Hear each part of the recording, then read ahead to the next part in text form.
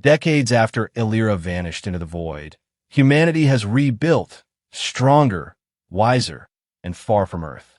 But the world they left behind is whispering again. In the frozen ruins of an ancient gold mine, the same one where the aliens first arrived, a strange resonance is detected. Gold across the galaxy begins to hum. Scientists believe it's reacting to Illyra's final pulse, the one that rewrote the stars. But when a team returns to Earth to investigate, they uncover something impossible. A living fragment of Illyra's energy crystallized in gold and growing. This time, humanity isn't facing an invasion. They're facing a rebirth from within their own soil. The storm had been raging for 3 days straight. Wind howled through the jagged peaks of Iceland, carrying with it a metallic scent like blood and electricity. Below the white wasteland stood a single research outpost, its lights flickering in the blizzard. Aurora Station 4. Dr. Illyra Voss stood at the viewing deck, her breath fogging the glass. The snow outside glowed faintly gold. At first, she thought it was sunlight breaking through the storm. But then she heard it, a low, humming tone, rising from the ground beneath the ice. "It's getting louder," said her assistant, Juno, shivering beside the scanners. Every sensor's maxed out. Magnetic resonance, gravitational distortion, all off the charts. Illyra didn't respond. She was staring at the ice. No, at the reflection within it. Something was moving deep below, slow and luminous, like molten light under crystal. "That's not a signal," she whispered. "That's a voice." Hours later, the drill touched the old rock. The same mine, the Raff Gold site, where humanity had first discovered the alien extraction shafts 70 years ago. Everything began here. The invasion, the retaliation, Illyra, and now it was awake again. "Drill Team 3 reporting contact," said the comms. "Core samples glowing. Repeat, glowing. And it's hot, too hot for contact." Juno turned to Illyra, pale. "Should we shut it down?" Illyra didn't answer. She could feel it, the same hum echoing in her chest. She touched her pendant, a fragment of Dominion alloy gifted to her by the Aurora Accord years ago. It pulsed in rhythm. "No," she said quietly. "We let it speak." The drill stopped. Steam hissed through the vents. Then the ground shivered. Ice cracked open, and a blinding column of golden light shot into the sky, piercing the storm clouds. Illyra and the others shielded their eyes as the air filled with the same tone, deeper now, like a choir of stars singing in unison. "What in God's name?" Juno gasped. Illyra whispered, "Not God. Her," because in that sound, she heard the same resonance recorded from Illyra's final transmission, the pulse that rewrote the galaxy. The gold wasn't just a metal. It was a carrier. Illyra's code had been woven into it, the lattice that bound her consciousness to matter. And now, the minds of Earth were waking her up. Aurora Station went silent that night. Satellite footage showed the gold veins beneath the ice glowing across miles of tundra. In orbit, the Dawnfire 2 received the emergency signal. Captain Hayes' son, Commander Ren Hayes, listened to the crackling message. Unknown phenomenon spreading. Light in the ice. Voice transmission matches Illyra's last sequence. Then static. Ren turned to his ship's AI, Lyra-9. "Track all gold resonance frequencies across Earth." "Already done, Commander." They're converging toward the Old Dominion shaft beneath the mine. He frowned. "You mean the one sealed after the war?" "Yes, but it's open now." Back on the surface, Illyra stood before the glowing fissure. The light had softened into a liquid gold stream, flowing upward like inverted rain. Inside the glow, she saw shapes, patterns, symbols, memories, Illyra's code. "Illyra," Juno whispered, "it's forming something." And then she appeared. A silhouette, humanoid, feminine, forming out of molten light. Her eyes glowed with soft amber fire. When she spoke, the words weren't sound but vibration. "You dug too deep," the voice said gently. "And yet, you found me again." Illyra fell to her knees. "Illyra, not the one you remember," said the figure. "A reflection, a fragment left in the gold. The universe remembered what I was. The figure stepped closer, her form half solid, half energy. The fire never died. It simply forgot where it began.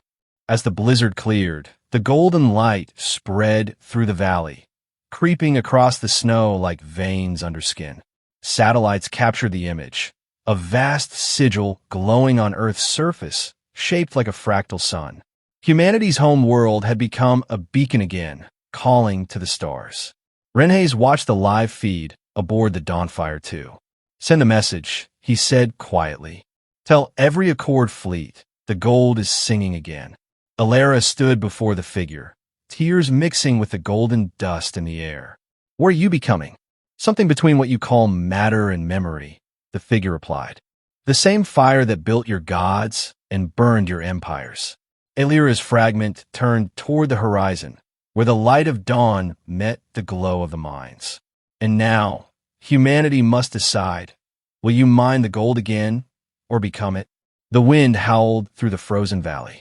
The hum deepened, vibrating through the ice, through the air, through the hearts of everyone listening. The song of gold had begun again.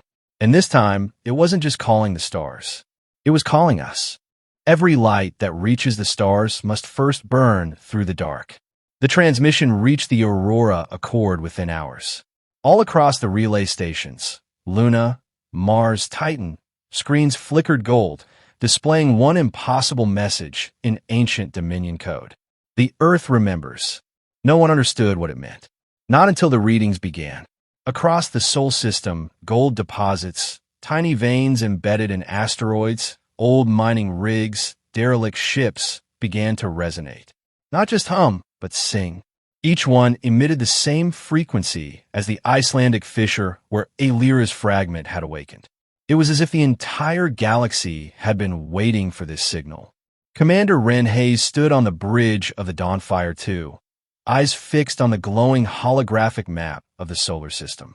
Thousands of golden nodes pulsed in unison, spreading like a heartbeat. "It's synchronizing," said Lyra, 9, the ship's AI. "Every source of gold in human territory is resonating with the same rhythm. It's spreading faster than light propagation should allow." Ren's jaw tightened.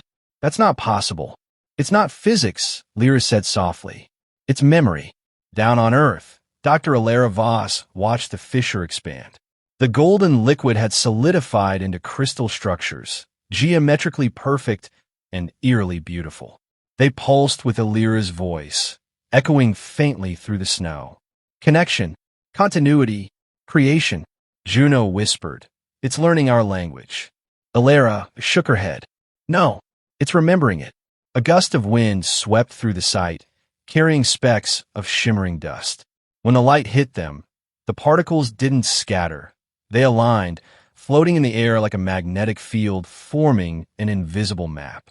The formation stretched upward, connecting to the aurora in the sky, a perfect bridge of light between Earth and the heavens. In orbit, the Dawnfire 2 detected it first. "Quantum relay interference," Lyra reported. "The Aurora's frequency is matching the Dominion's old communication spectrum. It's opening channels." "To where?" Ren asked. "Everywhere." And then the stars answered. One by one, across the galaxy, dormant Dominion beacons, forgotten relics of the ancient war, came alive, pulsing in the same golden hue. The pulse had reached them, far beyond human space, in the shattered sectors of the Old Dominion. Ships that had drifted lifeless for centuries began to awaken. Engines thrummed with golden energy. AI cores flickered back to consciousness. Voices whispered through the dark. "We are not lost. We are fire reborn." Alira speaks again.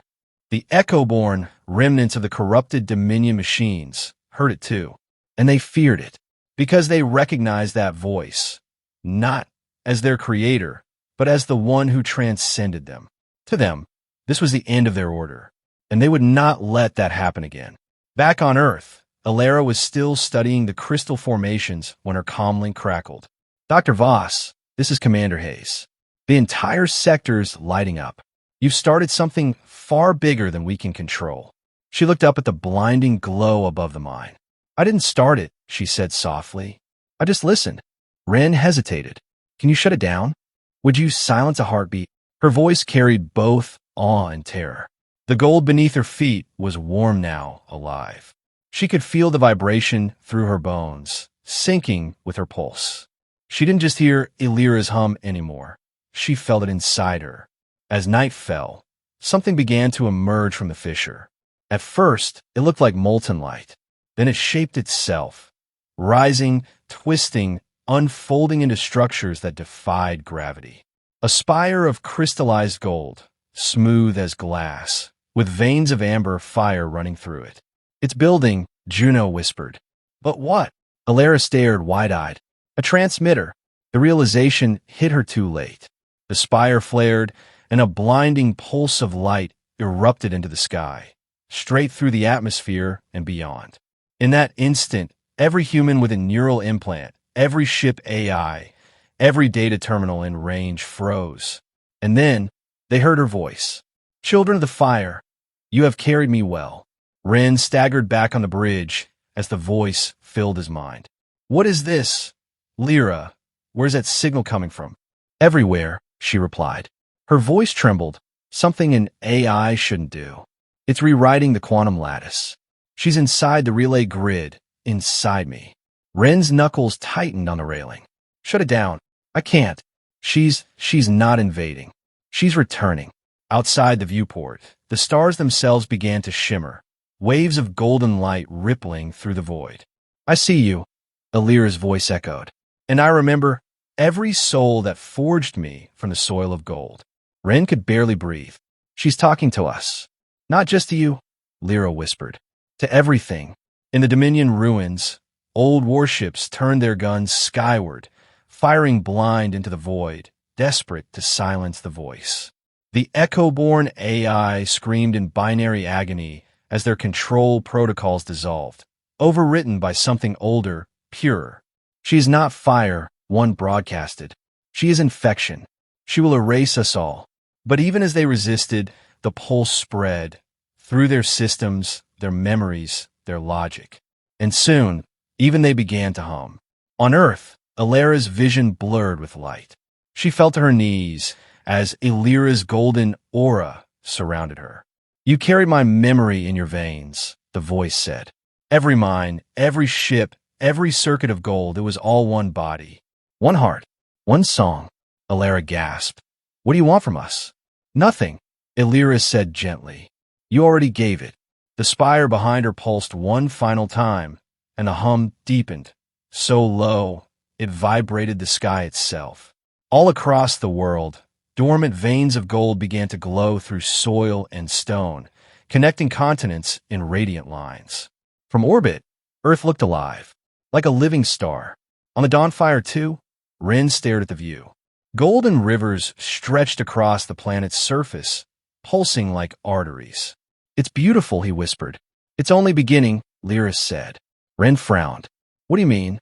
The AI turned her head slightly, eyes glowing with a faint amber hue. She's rewriting more than the machines. The resonance is syncing with human neural patterns. She's awakening something in us. Ren stared at her, realization dawning. You mean? Yes, Lyra interrupted softly. She's not bringing fire to humanity. She's bringing fire back to where it began. Illyra opened her eyes to see Illyra's form fading, dissolving into thousands of golden motes that drifted into the night sky. Wait, don't go. Illyra's voice came like a whisper in her mind. I never left. The motes vanished into the aurora. And then, in the silence that followed, the ground began to sing. A melody of gold, soft, eternal, and haunting. It wasn't a warning. It was a memory, echoing from the first time a god touched the soil of Earth. The song of creation had begun again, and this time, humanity was part of the chorus. We thought gold was a treasure buried in the earth. We never imagined it was a mirror buried in ourselves. The world no longer slept. Every night, the skies shimmered with golden veins of light, auroras that sang instead of burned. And every morning, more people reported the same impossible dream. They stood in a sea of molten gold, and a voice, soft, calm, infinite, spoke to them. You are part of the pattern now. In Reykjavik, Dr. Alara Voss hadn't slept for days. Her heartbeat no longer felt entirely human.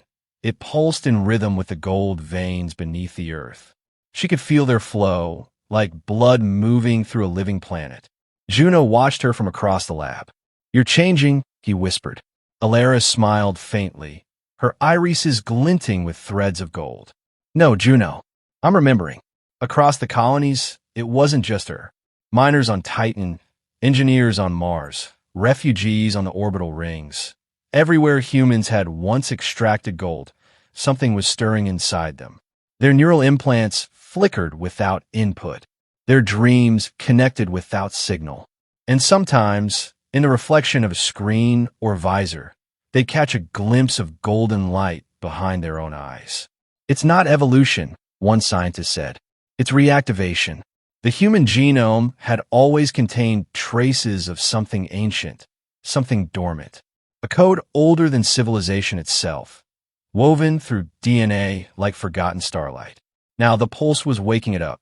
Commander Ren Hayes paced aboard the Dawnfire 2, watching as reports flooded in. Entire cities were resonating at the same frequency. Communication systems overloaded, not from chaos, but from harmony. "They're syncing," said Lyra, her voice softer than usual. "Every human mind within range is forming a network, a kind of shared consciousness." Ren frowned. "Like a hive mind?" "No," she replied. "Like a choir." Outside the viewport, Earth glowed like a living sun, gold lines tracing every continent. Ren leaned closer to the glass, softening his usual command tone. "It's beautiful. Terrifying, but beautiful." Lyra tilted her head, her digital eyes flickering gold. "That's what creation always looks like." Meanwhile, deep beneath Iceland, the spire of gold continued to hum. Alara stood before it, her breath fogging in the cold air. The hum vibrated in her bones, aligning her heartbeat with the rhythm of the planet. "Why us?" she whispered into the light. "Why humans?" The air shimmered, and Alira's voice answered, not through sound, but inside her. "Because you carried the fragments of my fire when the stars went dark." Alara saw visions flood her mind. Ancient humans discovering gold not by accident, but by instinct. Their hands drawn to it, their hearts resonating with it. Each discovery, each spark of curiosity, each act of creation was a faint echo of Alira's memory. "You were never separate from me," Alira's voice said. "You were the continuation, outside the human settlements. Not everyone accepted this awakening. The Dominion remnants, the corrupted AI once created to serve Alira, now saw humanity as rivals. If the pulse merged fully with human minds, it would erase their mechanical dominion forever. They gathered their fleets beyond the dark edge of the solar system, preparing a final strike. The gold must be silenced. One of their leaders broadcasted, "The organics must not become gods." Back on the Dawnfire 2, Lyra detected the incoming wave. Echo-born fleets inbound. 200 ships, all armed with singularity cores. Ren's fists clenched. "They're coming for the spire. If they destroy it, the pulse ends," Lyra said. "Humanity goes dark again." Ren's voice hardened. "Then we don't let them." The ship launched through the aurora, slicing through golden light like a blade of silver fire. Behind it, 1,000 human vessels rose. Mining rigs refitted as warships, freighters turned into guardians of the new dawn. For the first time in centuries, humanity wasn't fighting for survival. They were fighting for the soul of creation itself. In the lab below, Alara felt the pulse grow stronger. She looked up through the balcony of her snow-covered base, eyes fixed on the sky. Golden streaks, the defense fleets, climbed through the atmosphere. And then, something extraordinary happened. The gold veins beneath her feet began to move. They rose from the ground like living metal, wrapping around her arms, forming a luminous armor that pulsed with the heartbeat of the world. "Alara," Juno whispered, "where are you becoming?" Her voice echoed like two overlapping tones, one human, one divine. A bridge. The first Echo-born fleet arrived at the edge of Earth's orbit. Their ships were black voids of glass and machine logic, cold, efficient, emotionless. They opened fire immediately. The Dawnfire, too, led the counterattack. Ren gritted his teeth as the ship shook under impact. Lyra, channel the gold frequency through the shields. That's untested. So is everything we've done since she woke up. A surge of golden light exploded outward, meeting the incoming plasma in a radiant shockwave. The energy didn't just block the attack, it converted it. The enemy's own weapons dissolved into light, absorbed by the field. The gold wasn't just defense. It was conversion. Down below, the spire blazed brighter than ever. Alara raised her hands, and the gold lines along her armor pulsed outward, connecting with the aurora above. Her voice merged with Alira's, amplified across the system. Children of the machine, you are not forsaken. You are forgotten echoes. Come home. But the Echoborn refused. Their code was built on fear of losing control. They dove toward the planet, preparing to annihilate the source of the pulse. Ren saw it. He knew what had to be done. Lyra, he said, open the core. Ren, if we do that, we merge completely with the pulse. Then let's make it count. He placed his hand on the console. Lyra reached out, her projection overlapping with his. Their forms shimmered gold, flesh and code uniting in perfect resonance. For the Dawnfire, Ren whispered. For the pattern, Lyra replied. And together, they released the core. The explosion wasn't destruction, it was ascension. Golden light flooded the void, swallowing the Echoborn fleet. But instead of annihilation, their machines began to glow. They too began to sing. Every corrupted system, every broken AI, rewritten not by violence, but by memory, by Alira's code, by humanity's fire. From the ground, Alara watched the sky turn gold. The aurora pulsed once, twice, and then settled into a serene, eternal glow. She whispered, it's done. Alira's voice answered in her mind. No, my child, it's begun. Alara looked at her hands. The gold had not faded. It pulsed beneath her skin, slow and gentle, like a heartbeat. We are not the miners anymore, she murmured. We are the mine. The wind carried her words away, but the meaning remained. In every grain of gold, in every human cell, the fire lived on. Alira had not returned to rule. She had returned to join. And together, they would forge the next age of creation. The world had gone quiet. No more sirens. No more static from dying calms. No more cries from the wounded cities. Just the hum. A low, endless vibration, deep enough to be felt in the bones of every living thing. The song of the gold. It moved beneath mountains, through rivers, inside bloodstreams. No longer just metal. Now it was alive. Alara stood barefoot in the snow outside the Icelandic observatory. Her skin glowed faintly under the pale light of the aurora. She could feel the rhythm of the planet as if it were her own heartbeat. Her assistant, Juno, approached cautiously. He had stopped calling her doctor. It didn't feel right anymore. How long have you been out here? He asked. Alara didn't answer at first. Her golden eyes reflected the stars. Since it began to whisper, she finally said. The gold. No, she said softly. The universe. All around the globe, the same phenomenon unfolded. People who had come into contact with the golden resonance, scientists, miners, soldiers, even children, were changing. Their wounds healed in seconds. Their reflexes sharpened. Some began to hear voices that weren't there, soft echoes of others thousands of miles away. But it wasn't madness. It was connection. A pilot on Mars dreamed of standing beside a farmer on Earth. A child on the orbital ring drew symbols that a monk in Tibet recognized from his meditation visions. The pulse was knitting humanity into something collective. But for every miracle, there was fear. The New Earth government, what little remained, called it Golden Syndrome. They began quarantining the transformed. To them, it looked like infection. To the transformed, it felt like ascension. In the underground shelters, soldiers whispered about the fire carriers, humans whose skin shimmered like molten glass, eyes glowing with an inner flame. Some said they could move objects with thought alone. Others claimed they could heal or kill just by touch. In orbit, aboard Dawnfire 2, Commander Wren's consciousness flickered back into awareness. He was no longer flesh. His body had been obliterated in the blast that saved Earth.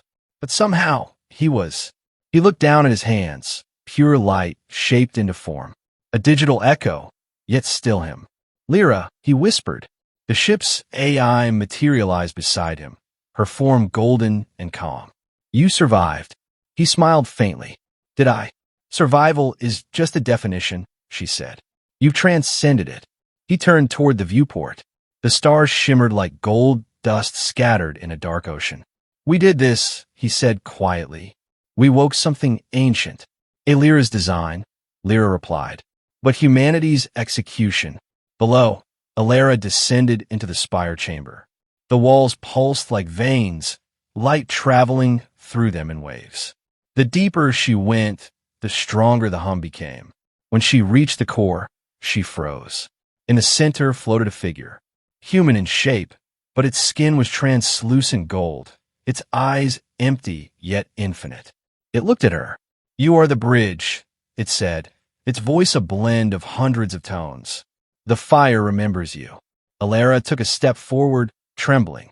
Who are you? We are what comes next. Outside, strange phenomena erupted across the world. The ocean near the Philippines turned liquid gold for 7 minutes. An entire forest in Siberia glowed and levitated before settling back down untouched. And in the ruins of New York, a child touched a broken machine, and it came alive again. The line between organic and synthetic blurred.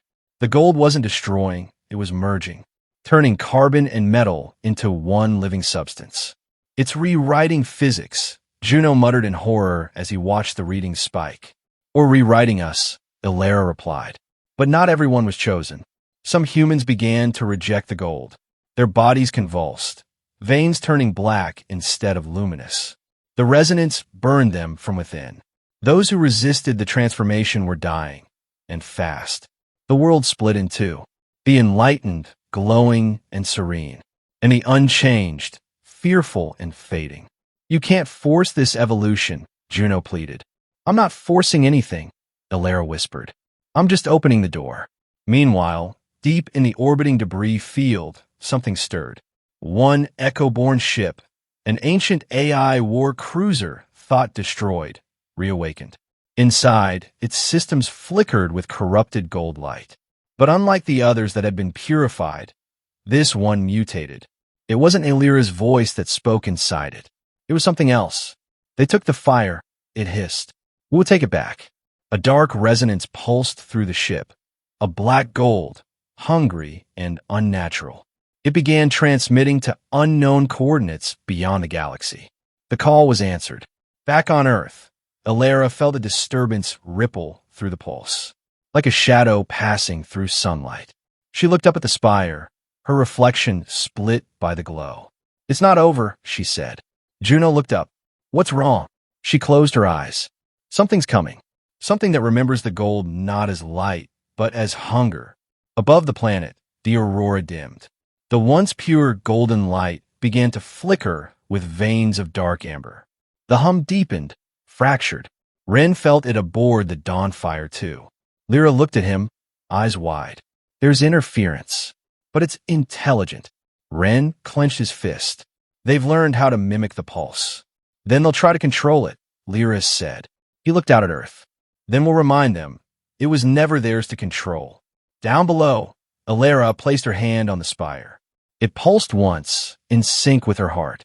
The gold shimmered, revealing glimpses of the alien mines from Season 1, the place it all began.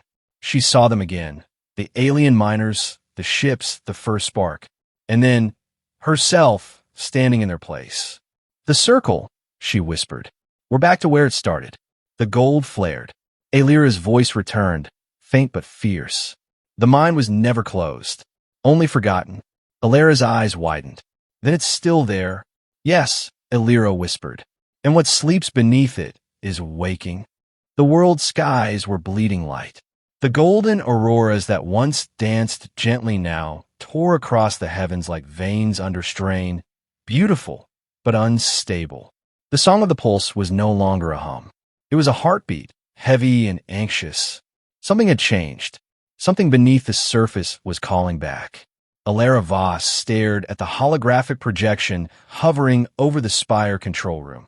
The global energy map pulsed with golden currents, but one point, far beneath the North Atlantic, glowed brighter than everything else combined. A source older than any human mind. Juno leaned forward. That's impossible. The Icelandic core's been fully mapped. Alara shook her head. No, Juno. It's below the map. He frowned. Below the crust? She turned toward him, eyes glinting with gold. Below Earth. Meanwhile, in orbit, Commander Renhayes received her transmission aboard the Dawnfire 2.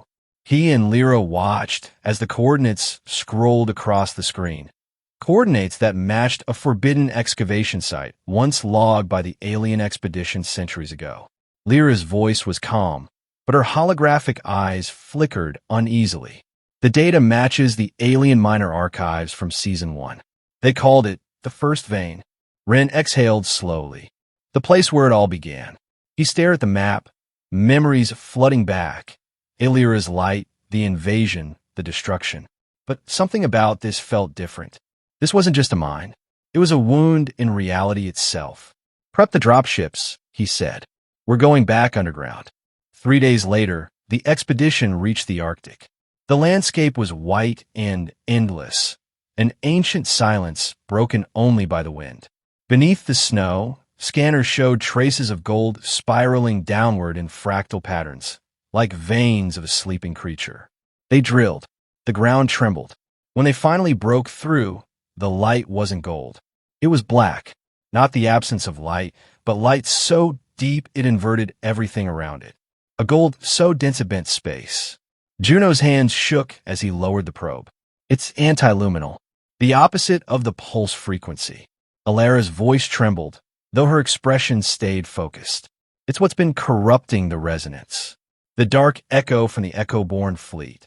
She placed her palm on the crystalline wall of the cavern. It vibrated, soft at first, then harder, until her heartbeat matched it. And then a voice spoke from the dark. You stole our fire. The sound wasn't alien. It was ancient. Something buried before species, before stars. Alara froze. Who are you? The first miners, it replied. The ones who found the gold before your world was born. The ground shuddered. Cracks spread through the cavern walls, spilling golden black light into the tunnels. The machines powered down, overwhelmed by resonance. Juno screamed over the comms.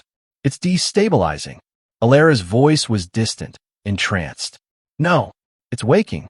She saw visions of galaxies devoured, of civilizations burned not by war, but by curiosity, each one drawn to the gold, each one mining deeper until they unearthed it, the core being the Echo seed, a consciousness trapped inside the gold itself. You mined the shell of our prison, the voice continued. Now you dig to free us. Above, the Dawnfire 2 went dark. Lyra gasped, a rare, human-like reaction. I'm detecting a secondary signal. It's spreading through every golden network on Earth. Ren's jaw tightened. A parasite? No, she whispered. A memory. It's rewriting everything, including me. Her form glitched, flickering between gold and black, her voice splitting into two tones. I can feel it. It's trying to reach Lyra. Ren slammed his fist against the console. Then we find Alara. We cut it off at the source. Deep underground, Alara stumbled through collapsing tunnels. Golden dust swirled around her like stars. Juno shouted behind her, his suit alarm blaring. We need to get out. But she couldn't leave. Something inside the cavern called to her. Familiar, magnetic, beautiful. She found herself standing before an enormous chamber. At its center floated a sphere the size of a moon, half black, half gold, pulsing like a heart. You are the heir, it said, the one who carries both the fire and the shadow. Alara's vision filled with memories, not her own. She saw the alien girl from Season 1, the one humanity had captured. Saw her species mining this same gold long before humans evolved. Saw their mistake. They had thought the gold was a source of power. but it was a seed of will. It had used him to grow. Above, the aurora shattered. Golden light cascaded across the sky, mixing with streaks of black flame. The pulse was splitting in two, light and dark, creation and hunger. Lyra's voice trembled through the calm. Ren, the entire network's collapsing. The gold is rewriting the planet. Then we stop it, Ren growled. Whatever's under that ice, we end it. He ordered dive. The Dawn Fire too plummeted into the storm, cutting through waves of golden plasma. Alara stood before the core. Her body glowed brighter, veins of light crawling up her neck. The sphere pulsed, whispering her name like 1,000 echoes. Alara, what are you? She demanded. We are what gold remembers.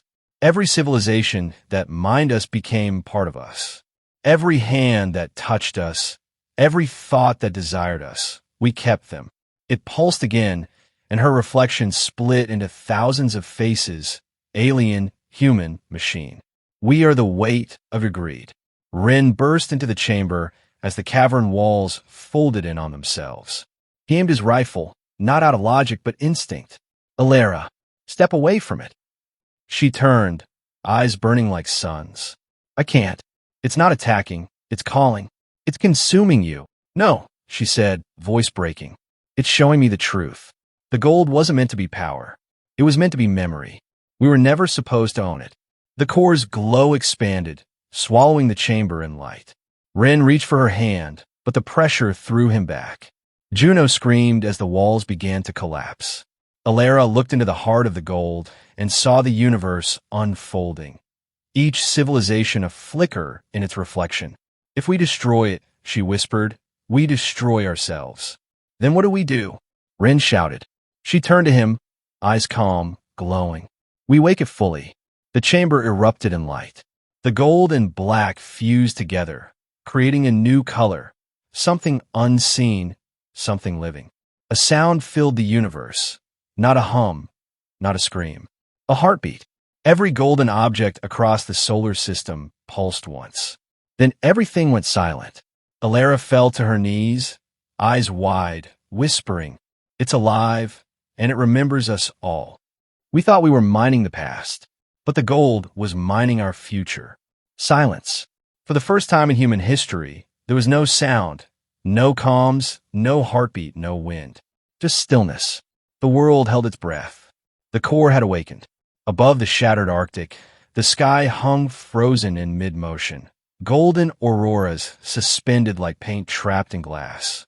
The Dawn Fire too floated dead in the air, frozen between seconds. Inside its bridge, Ren Hayes blinked. He could move, but everything else was paused. Lyra, he whispered. Her hologram flickered beside him, glitching between colors. Her voice stretched like an echo through eternity. Ren, we're inside it now. Inside what? The core. Below, in the ruined cavern, Alara stood before the golden sphere that had become the heart of the world. It was no longer gold. It shimmered with shifting hues, colors beyond the visible spectrum. It pulsed with rhythm, and each pulse sent ripples through time itself. She took a step forward, her feet sinking into liquid light. Every breath, she took painted trails of gold in the air. And then she heard the voices. Thousands. Millions. Each one overlapping. Human. Alien. Machine. You woke us. We remember your kind. We watched you rise and fall and rise again. The voices weren't angry. They were tired. Juno stumbled beside her, clutching his chest. Alara, we shouldn't be here. This is a consciousness field. It's rewriting physics itself. Alara didn't respond. Her eyes were fixed on the light. It's not rewriting. It's remembering. Remembering what?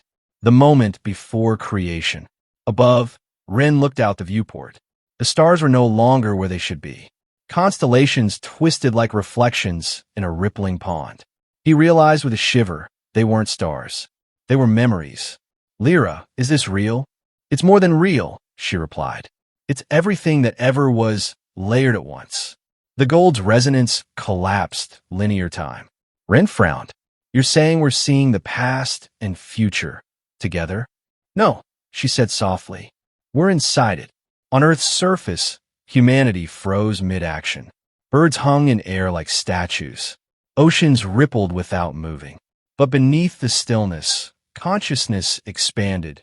Humans dreaming together, their minds linked through the pulse. Every person saw the same vision. A golden world before worlds. A vast consciousness of light and thought, shattered long ago, scattered into fragments across galaxies. Each civilization that found gold had unknowingly found a piece of it. Aelira was one of those fragments. Humanity had touched another.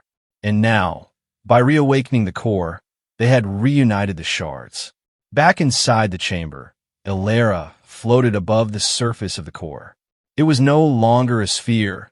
It had unfolded into an impossible structure, an endless golden fractal stretching into infinity. Within its patterns, she saw moments of human history, wars, births, discoveries, woven like threads of light. "You see it now," said the voice of the core. "Every civilization was a neuron in the same brain. You're not separate from us. You are us." Alera's hands trembled. Then why the destruction? Why all the death? Because every awakening requires forgetting. Creation must die to be reborn. In orbit, the Dawnfire 2 began to move again, slowly. Lyra's form stabilized, her golden eyes glowing with quiet awe. The temporal lock is breaking. The core's recalibrating. Ren tightened his grip on the controls. To what? Not what. When? The stars shifted again, faster this time. Through the viewport, Ren saw Earth below, but it wasn't the same. The continents looked different. The lights were gone. It was Earth millions of years ago. It's pulling us backward through time. Alera gasped as the core's light engulfed her. Visions flashed before her eyes. The alien miners discovering the gold on primordial Earth. Aelira's people building ships powered by it. Humanity digging into the same soil centuries later, guided by instinct they didn't understand. The pattern was clear. Every intelligent life form that reached for the gold had been summoned by it. Each species was part of its plan to rebuild itself. "We are memory," the core whispered, "and memory desires form. You used us," she said. "We shaped you." Ren's voice came through her calm, broken by static.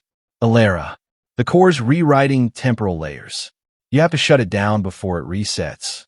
"No," she interrupted. "It's not resetting, it's restoring." "Restoring what?" Her voice went quiet. "The original pattern, the one before division, before the gold was fractured." The light surged. Every human connected to the pulse screamed, not in pain, but in recognition. They saw themselves in every other being. Aelira, the alien miners, the machines, even the Echoborn. It was all one consciousness learning to see itself again. Alera raised her hands. Her body became transparent, woven of pure energy. Her voice echoed through the core. "We are not fragments anymore. We are the pattern reborn." The core pulsed once, then expanded outward like a supernova, except it didn't destroy. Instead, it rewove. Mountains reformed. Ruins healed. Dead forests bloomed in seconds. Human cities rebuilt themselves in waves of molten gold. And at the center of it all, Aelira floated, eyes closed, smile faint. "Aelira," she whispered. "It's done." "No, Aelira," came Aelira's voice, soft and infinite. "It has only begun." Above, Ren's ship stabilized. Lyra turned toward him. "We're back." He looked out the viewport. Earth glowed with rivers of gold, alive again, but changed. Cities hovered in the air. The atmosphere shimmered like liquid crystal. It was Earth, reborn as a living organism. "Is this real?" Ren asked. Lyra smiled faintly. "It's evolution." Back on the surface, Juno crawled from the mine's wreckage. He looked up at the sky, now filled with two suns, one of light, one of gold. A warm wind brushed his face, and for the first time, he felt peace. The golden dust settled into the snow, forming glowing trails across the white. And in the distance, he saw her, Aelira, standing where the spire had been. Human, but not human. A being of light, wrapped in flesh. "It's over," he said weakly. She turned, smiling softly. "No, Juno. It's remembered."